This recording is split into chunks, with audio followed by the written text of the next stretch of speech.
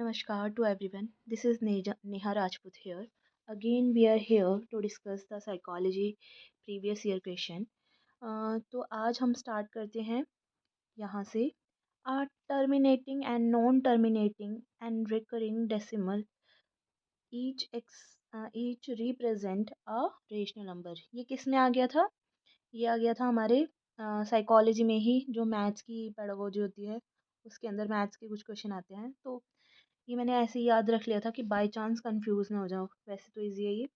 जो टर्मिनेटिंग आएगा और नॉन टर्मिनेटिंग एंड रिकरिंग, ये किस में आ जाएंगे? रेशनल नंबर होंगे. रेशनल नंबर आप सभी को पता होंगे, जो पी अपॉन क्यों की फॉर्म में हम लिखते हैं. बट क्यों should not be equal to zero. ठीक है. तो ये इस तरीके से हो जाएगा. नेक्स्ट आ जाएगा अब हमारे पास, देखिए नेक्स्ट आ जाएगा 5 E's ऑफ लर्निंग मॉडल. तो कौन कौन से आ जाएंगे हमारे? ये सभी आ जाएंगे जो कि इजी हैं. मतलब ये भी काफ़ी इजी हैं, बट कंफ्यूज ना हो जाए तो लर्न अच्छे से कर लेना. फर्स्ट आएगा एंगेजमेंट. आप किसी भी चीज़ में एंगेज होते हो, फिर एक्सप्लोर करते हो उसमें, मतलब और चीज़ों को ढूंढते हो. नेक्स्ट आ जाएगा इलेबोरेशन.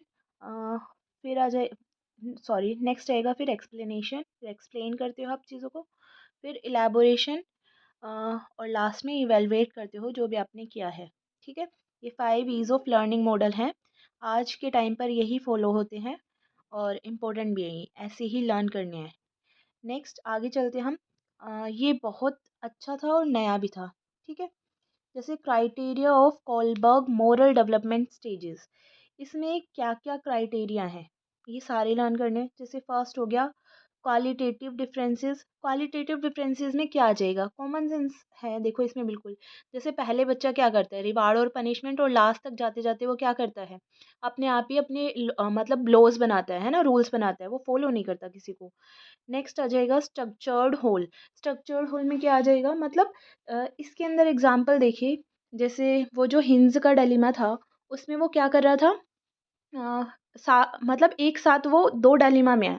तो स्ट्रक्चर्ड होल का मतलब यही है. वो तुरंत ये सोच रहा है कि अगर मेरी तरीके से सब ऐसे ही चोरी करेंगे अपनी वाइफ के लिए, तो ये क्या सही होगा? और अपनी वाइफ, मतलब अपनी वाइफ के लिए ऐसे, अपनी वाइफ को बचाने के लिए अगर मैं कुछ नहीं कर पा रहा हूँ, क्या ये सही है? तो स्ट्रक्चर्ड है, वो संरचनात्मक और एक साथ ही सोच रहा है. ये नहीं है कि वो एक चीज़ आज सोचेगा, एक चीज़ कल सोचेगा. तो डायलेमा में एक साथ सोच रहे हैं उन चीज़ों को. नेक्स्ट आ जाएगा इनवेरिएंट सीक्वेंस. मतलब आप बीच में नहीं जा सकते. ये पहले वो रिवार्ड एंड पनिशमेंट, फिर वो वाला आ जाएगा, एक्सचेंज वाला आ जाएगा गुड्स का, फिर इस तरीके से चलता जाएगा. ये बीच में नहीं जा सकते हैं. नेक्स्ट आ जाएगा हिरार्किक इंटीग्रेशन. इंटीग्रेशन मतलब जोड़ना, हिरार्की मतलब वही एक वो होता है ना, वंशानुगत. तो मतलब जो आपने पीछे सीखी हुई हैं वो आप भूलोगे नहीं, जो आगे आ रही हैं उसमें वो जोड़ते चले जाओगे. यूनिवर्सल सीक्वेंस, इसके अंदर आ जाएगा पूरे यूनिवर्स में जो इसका सीक्वेंस है वो सेम रहेगा, अलग नहीं होगा. ठीक है. अब नेक्स्ट आ जाएगा, हाँ, इसमें जो मेन चीज़ मुझे उस टाइम पर, जैसे हम बचपन में पढ़ते हैं ना ये चीज़, तो भूल जाते हैं, तो इसलिए बस मैंने ये लिख लिया था उस टाइम पर. देखिए geometrical instrument are the instrument which are use to construct different type of geometry shapes. ये तो ईजी है. एंड फिगर्स, फिगर और शेप्स बनाने के लिए हम ज्योमेट्रिकल इंस्ट्रूमेंट का यूज़ करते हैं. अब इसके अंदर क्या क्या, the set of geometrical instrument include. अब इन ज्योमेट्रिकल इंस्ट्रूमेंट में क्या क्या आता है? स्केल आ जाएगा, डिवाइडर आ जाएगा, कंपास आ जाएगा, टू सेट स्क्वायर. मुझे उस टाइम पर टू सेट स्क्वायर ध्यान ही नहीं था, तो टू सेट स्क्वायर मेन था इसमें.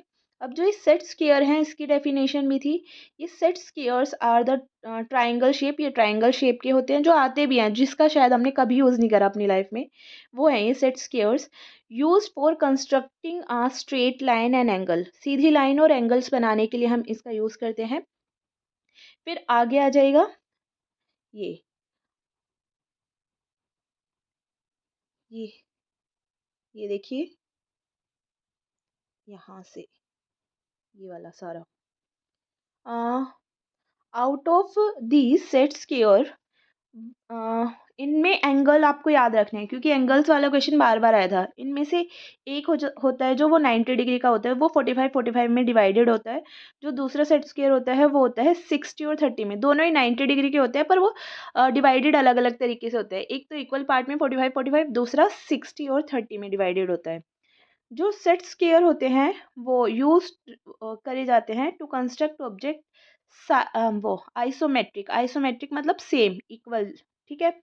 और नेक्स्ट आ जाएगा, नेक्स्ट, हाँ, और हाँ, आइसोमेट्रिक और ऑर्थोग्राफिक व्यू रिप्रेजेंट करता है। ऑर्थोग्राफिक का मतलब क्या हो जाता है, जब आप 3D चीज़ को 2D में रिप्रेजेंट करते हो तो आप उसमें डॉट्स का भी यूज़ करते हो, है ना। तो ये सारी चीज़ें आ जाएंगी। 3D शेप को 2D में रिप्रेजेंट करना ऑर्थोग्राफिक होता है। नेक्स्ट आ जाएगा अब ये ये भी काफ़ी इम्पोर्टेंट था, ये भी नया था उस टाइम के लिए। कोलबर्ग ब्लाट विधि या फिर कोलबर्ग ब्लाट मेथड, ये किसने करा था। ये कोलबर्ग के एक वो थे, उनके फ्रेंड ही थे, मोशे ब्लॉट।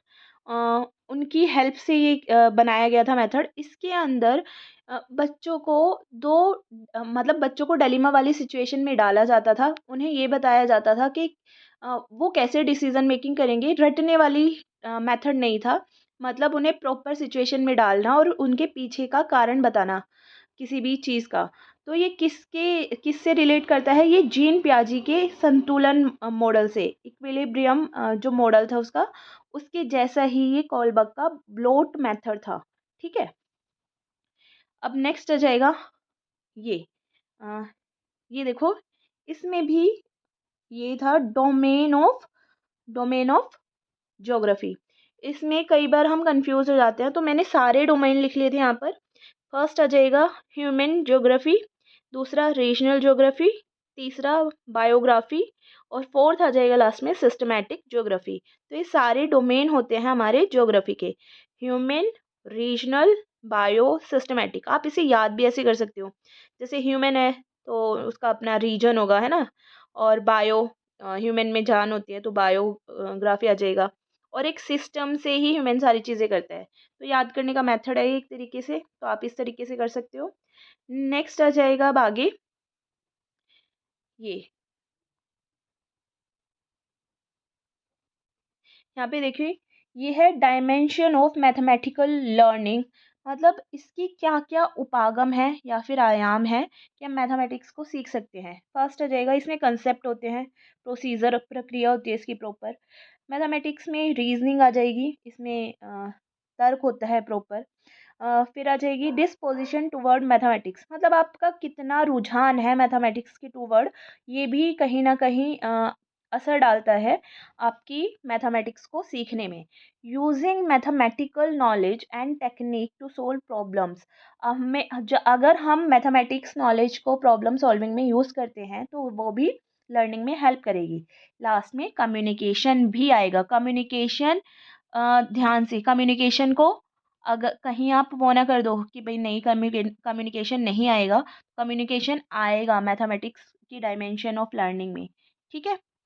अब आगे देखिए, नेक्स्ट आ जाएगा criteria that falls under the psychology aspect to contribute to learning.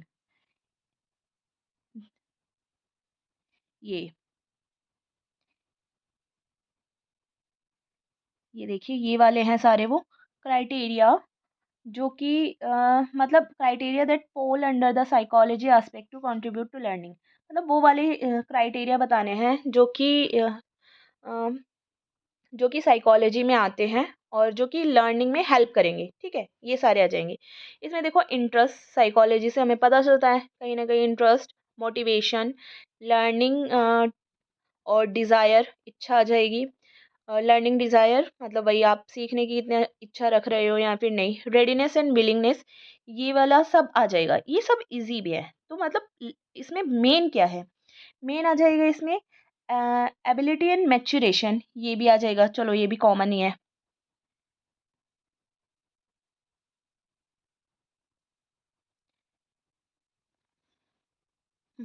Sorry, हाँ, कहाँ पर थे हम।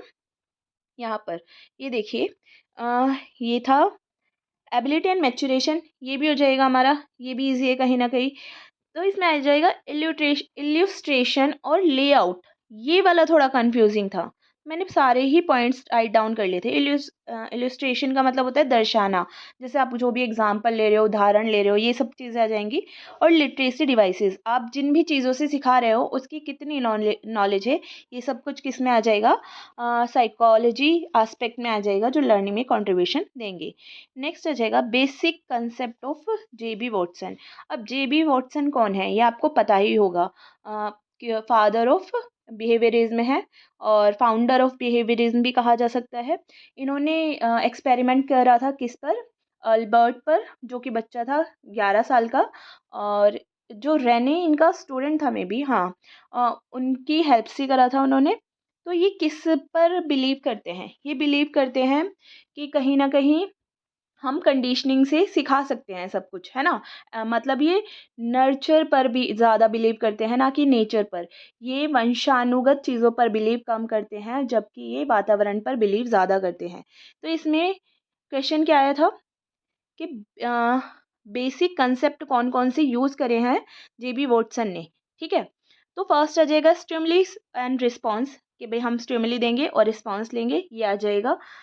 नेक्स्ट आ जाएगा एनवायरमेंटल, मतलब हाँ, एनवायरमेंटल को इन्होंने माना ही मेन है, नर्चर को इन्होंने मेन माना है। नेक्स्ट आ जाएगा प्रैक्टिकल एप्लीकेशन, हाँ, इन्होंने प्रैक्टिकल एप्लीकेशन, अल्बर्ट वाला भी एग्जांपल ले सकते हैं आप। नेक्स्ट आ जाएगा हैबिट फॉर्मेशन, हाँ, अगर हम बच्चे को कंडीशनिंग करेंगे तो उसकी हैबिट फॉर्मेशन बना सकते हैं। सोशल इंटरवेंशन, मतलब सोसाइटी में जो भी चीज़ें, जो भी इंटरवेंशन है, उन्हें कम किया जा सकता है कहीं ना कहीं हस्तक्षेप कर। सोशल इंटरवेंशन सामाजिक हस्तक्षेप हैं जो, ठीक है। कैसे, कंडीशनिंग से। यूजेनिक मूवमेंट इसमें मेन आ जाएगा, जो अलग था ना वो यही था कि यूजेनिक मूवमेंट क्या है। अब देखो, मैं इसकी थोड़ी सी हिस्ट्री बता देती हूँ आपको। यूजेनिक मूवमेंट का मतलब था जहाँ पर उन जीन्स को ज़्यादा सुपीरियर माना जाता था जो कि अच्छे थे, और जो कि अच्छे नहीं थे उन्हें इन्फीरियर माना जाता था। तो ये एक मोमेंट चला था जहाँ पर वो स्टेरिलाइज कर दिया गया था, मतलब ये कहा गया था उन बच्चों को पैदा ही मत होने जो कि जो अपंग है या फिर जो मेंटली रिटार्डेड है।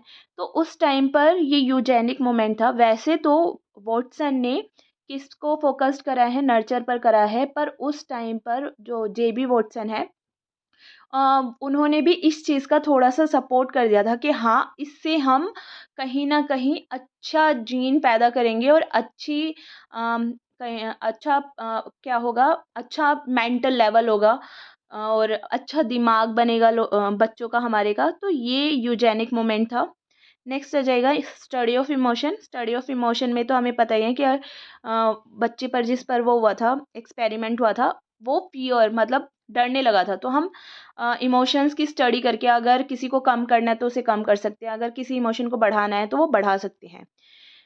नेक्स्ट आ जाएगा स्टोरी टेलिंग। स्टोरी टेलिंग क्या होता है, art of narrating a story more interactively to people who are willing to listen. मतलब ये एक कला है कि हम स्टोरी को कैसे नरेट करेंगे और लोगों के साथ इंटरेक्ट करेंगे, और जो सुनना चाहते हैं उन्हें ये सुनाएंगे। माइम स्टोरी एक अच्छा टॉपिक आया था उस टाइम पर। ये माइम स्टोरी देखो, माइम स्टोरी क्या होती हैं, ये लिसनिंग एक्टिविटीज़ होती हैं। याद रखना कौन सी वाली एक्टिविटीज़ होती हैं, लिसनिंग। इससे पहले हमने स्पीकिंग एक्टिविटीज़ भी करी हैं। चलो आप कमेंट करना कौन सी स्पीकिंग एक्टिविटीज़ की मैं बात कर रही हूँ यहाँ पर। मतलब एक स्पीकिंग एक्टिविटी करी है। और चलो हिंट भी दे देती हूँ, गैप वर्ड यूज़ करा था हमने उसमें, ठीक है। तो माइम स्टोरी कौन सी है, ये है हमारी लिसनिंग एक्टिविटी। इसमें क्या होता है, teacher tell the story and the pupil and teacher do the action. मतलब जो टीचर है वो स्टोरी को सुनाएगा और बच्चे और टीचर खुद क्या करेंगे, एक्शन करेंगे, ठीक है, रिलेटेड टू द स्टोरी। अब नेक्स्ट में, हाँ, सप्लीमेंट्री एंगल, कॉम्प्लीमेंट्री एंगल वैसे तो इजी हैं, बट वही कि कंफ्यूजन ना हो, तो सप्लीमेंट्री 180 का होता है, कॉम्प्लीमेंट्री 90 डिग्री का होता है। आज के लिए इतना ही। होपफुली आपको ये वीडियो अच्छी लगी होगी, और ऐसे ही मैं डेली वीडियोस लाती रहूँगी। तो ये प्रीवियस ईयर की हैं सब, जो कि बहुत इंपॉर्टेंट है।